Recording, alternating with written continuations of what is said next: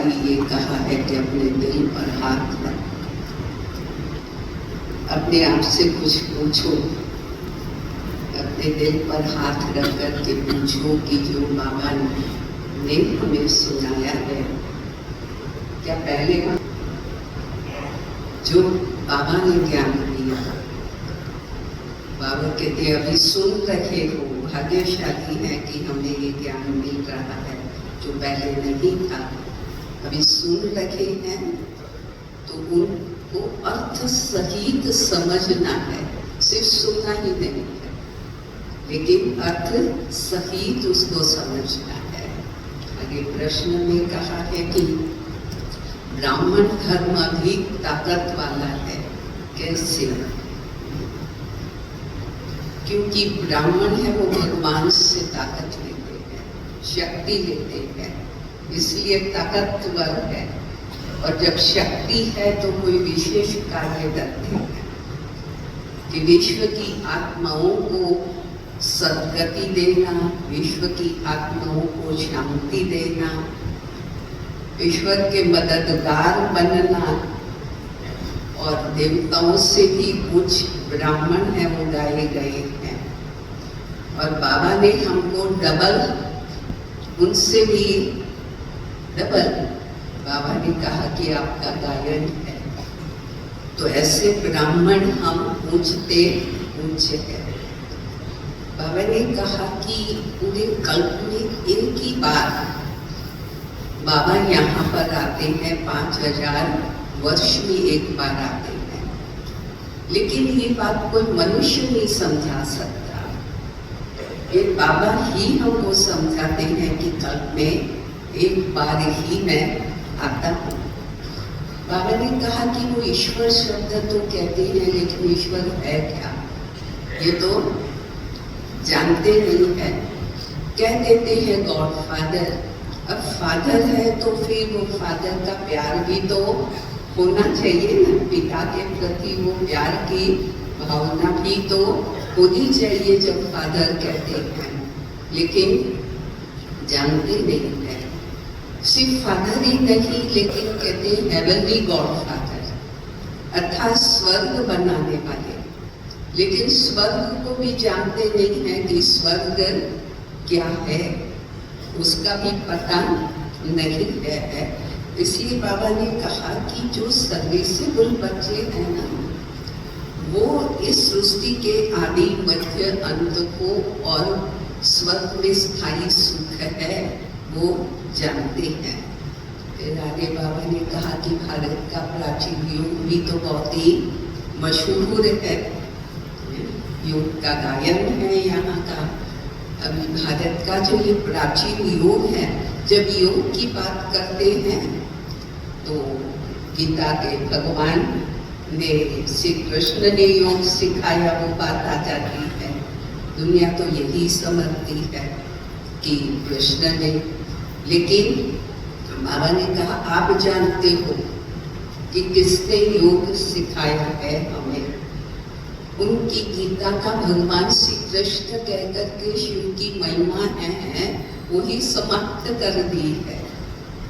शिव जयंती मनाते भारत में है और भारतवासियों ने उनकी महिमा ही समाप्त कर दी है। कैसे समाप्त की है?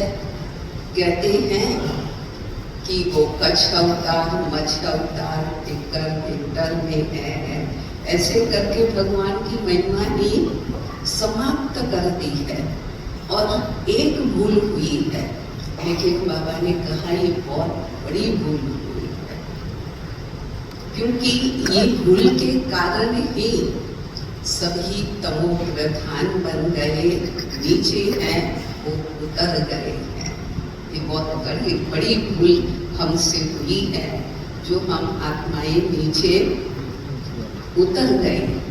फिर बाबा ने कहा कि पूछते हैं कि भी ये ड्रामा क्या है, ये नई दुनिया है वो कब होगी?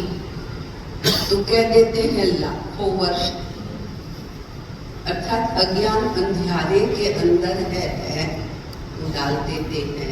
इसीलिए कहा है कि ज्ञान अंजन सद्गुरु मिला, अज्ञान अंधेर विनाश। अज्ञानता से हम बाहर आते हैं जब बाबा हमें क्या करते हैं, ज्ञान। लेकिन बाबा ने कहा ज्ञान समझना फिर भी सहज है, याद इतनी इजी नहीं है। और बाबा ने हम बच्चों को ज्ञान दिया है, तो हम बच्चों को होता है, बाबा ने कहा कि गणिकाएं, उपजाएं, अहल्याएं, बिल्ली, उनको भी आप क्या करते हो, ज्ञान देते हो। आपको है कि हम उनको भी ऊंचा उठाए। तो बाबा ने कहा आप खुद सोचो कि आप भी पहले क्या थे और अभी क्या बने हो, ये सोचो। बाबा ने क्या से क्या है वो बनाया है हमको।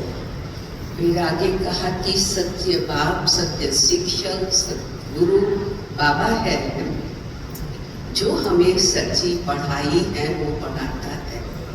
लेकिन बाबा ने कहा कि जैसे बैरिस्ट्री की पढ़ाई पढ़े, तो उनका योग बैरिस्टर से रहता है। आप राजयोग की पढ़ाई, कहती आप क्या पढ़ रहे हो, हम राजयोग पढ़ रहे हैं, विश्व की राजाई लेने के लिए हम पढ़ रहे हैं। तो हमारा योग भी किससे हो, बाबा से हो। गुरु है तो वो हमको घर ले जाता है, गाइड के साथ भी तो योग हमारा होना चाहिए। बाबा ने कहा इसलिए एक टीचर से फिर कितने अच्छा राजयोग पढ़ रहे हो, लेकिन आपको राजयोग पढ़ाता कहाँ है। हम कहते हैं शिव भगवान हमको पढ़ाते हैं, शिव बाबा हमको पढ़ा रखे हैं, हमें खुशी है, ये अच्छा है। और हमको राजाई दे देते हैं विश्व की, और विश्व में शांति देने वाले भी तो वही है। फिर बाबा ने कहा कि ब्राह्मण है, उनका महत्व। ब्राह्मण बाबा ने का विराट रूप का चित्र बनाया, लेकिन वो भी आधा बनाया है कि रचयिता को भी नहीं दिखाते हैं, और पहली रचना ब्राह्मण, वो ब्राह्मण को भी दिखाया नहीं है, दोनों को ही गुम कर दिया है। विराट रूप का चित्र तो बनाया है, लेकिन ये तो है ही नहीं। बाबा ने कहा कि ब्राह्मण है वो चोटी है, ऊंच है, और वही जो मददगार बन रहे हैं, बाबा के मददगार हम सब ब्राह्मण ही तो है। बाबा ने आगे फिर कहा कि भारत देश की महिमा कितनी है। हम सब गौरव के साथ अभी ड्रामा किया था ना, सब खड़े हो गए। भारत की महिमा, हमारा भारत देश है, लेकिन एक तरफ भारत की महिमा भी करते हैं, दूसरे तरफ कहते हैं देख तेरे संसार की हालत क्या हो गई भगवान। एक तरफ भारत की हालत कैसे दिखाते हैं, ये पता नहीं है कि एक समय पर यही भारत क्या था, स्वर्ग था और सदा काल का सुख था। यहाँ तो धन है तो समझते हैं स्वर्ग है, नर्क के अंदर स्वर्ग समझ रहे हैं। क्यों? मोटर है, धन है, गाड़ियां हैं, तो समझते हम स्वर्ग में बैठे हैं, लेकिन ये तो अल्पकाल का है। बाबा ने कहा कि अभी वो समय है हमें अपने अंदर संस्कारों को भरने का। वहां जाके संस्कार नहीं भरेंगे, संस्कार हमको अपने अंदर यहाँ से ही भरने हैं। तो ये साइंस वाली हैं, वो भी संस्कार यहाँ से ले जाएंगे, लेकिन वहां जाकर के वो काम करेंगे। बाबा ने कहा कोई और नई आत्माएं नहीं आएंगी स्वर्ग में कि जो महल बनाएंगी, पुष्पक विमान बनाएंगी। यहाँ वाले ही संस्कार लेकर के जाएंगे और वहाँ पर कार्य करेंगे। हमें भी देवी संस्कार यहाँ ही भरने होंगे, वहाँ जाकर के तो वो संस्कार हमको नहीं भरने हैं, यहाँ पर ये संस्कारों को भरना है। आगे बाबा ने कहा, बाबा ने संदेशियों को बताया भी था कैसे ये देवियों की बाबा ने बात कही कि देवियों का कैसे भक्त पूजन कर रहे हैं और पूजन करके इतना खर्च उनके प्रति करके फिर कैसे समुद्र में जाकर के डुबो देते हैं। बाबा ने ये भी संदेश को है वो दिखाया है। फिर आगे बाबा ने कहा कि गीता के भगवान श्री कृष्ण को कहते हैं, लेकिन आप समझते हो कि श्री कृष्ण स्वयं ही अभी पढ़ाई कर रखे हैं श्री कृष्ण बनने के लिए। वंडरफुल बाबा ने कहा बात है, ये कोई भी जानता नहीं है। फिर बाबा ने कहा कि मिलिट्री वाले होते हैं सारा समय अपना वेद लगा करके रहते हैं। हम भी रूहानी मिलिट्री है, हमें भी ये वेद है ना लगा हुआ रहना चाहिए। का रिलीजियस में माइट है तो ये ब्राह्मण धर्म बहुत ही ताकत देने वाला है। बाबा ने कहा ये कहने में लज्जा नहीं करो, न पहनने में लज्जा करो, कि देश से ही दे के सब धर्म को भूलेंगे तो फिर याद कर पाएंगे। स्वयं ब्रह्मा बाबा के लिए भी कहा कि वो नारायण का भक्त था, वो चित्र अपने साथ रखा करते थे, तो हम भी बेज अपने साथ रख करके चले। फिर बाबा ने वरदान में कहा है कि खुदाई के मददगार बनना, ये श्रुति रहे कि मैं भगवान की मददगार हूँ, तो सहज योग मेरा बाबा के साथ होगा। क्योंकि जिसके मददगार हो, जिनका कार्य कर रहे हो, तो उसकी याद तो आएगी ना कि इन्होंने कार्य किया है वह कैसा रहेगी, इनकी मददगार, तो सहज उनकी स्मृति है वो सहज ही रहेगी।